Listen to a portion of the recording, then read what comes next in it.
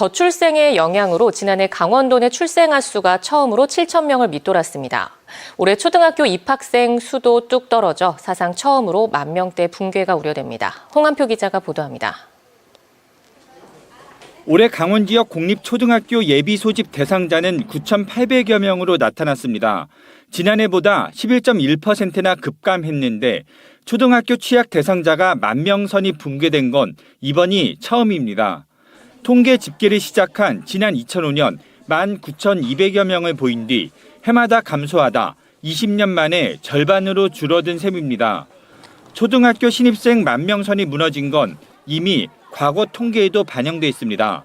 올해 주로 초등학교 입학하는 2017년 도내 출생아는 8,900여 명으로 전년도보다 1,000명 이상 급감하며 10,000명 선, 9,000명 선이 붕괴된 바 있습니다. 신생아 수가 계속 감소하는 것도 문제입니다.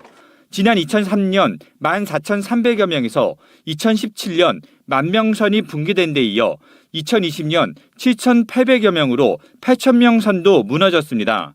아직 잠정 집계이긴 하지만 지난해 출생아는 6,714명으로 7,000명 선마저도 밑돌 것으로 예측됩니다. 이에 따라 정부와 지자체가 저출산 위기를 극복하기 위해 각종 지원을 대폭 확대하고 있습니다. 올해부터 임신 희망 부부를 위한 사전 건강 관리 서비스가 신설돼 가입력 검진비가 지원됩니다. 소득을 기준으로 했던 난임 시술비와 고위험 임산부에 대한 의료비 지원 기준은 폐지되고 출산 축하금 성격의 첫 만남 이용권은 기존의 일괄 200만 원 지급에서 둘째 이상에겐 300만 원을 지급합니다. 강원도는 만 1에서 3세 아동에게 주던 육아 기본수당을 올해부터 만 7세로 확대하고 올해 5세 아동에게 매월 30만 원이 지원되며 이 아이들이 6, 7세가 되면 월 10만 원을 받습니다.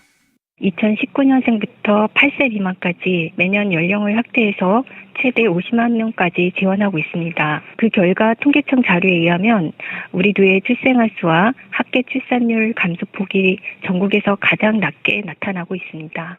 하지만 출생아 수 감소가 출산과 양육 시스템의 붕괴를 초래하는 악순환이 반복되는 만큼 이를 공공재의 영역으로 끌어내는 방안도 필요해 보입니다.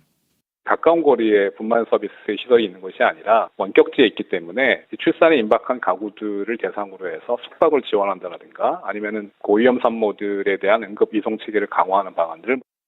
한편 교육계에선 초등학생 수 급감으로 학교 통폐합 문제가 가속화될 수 있어 교육 체계 개혁이 시급하다는 지적이 나오고 있습니다. MBC 뉴스 홍한표입니다.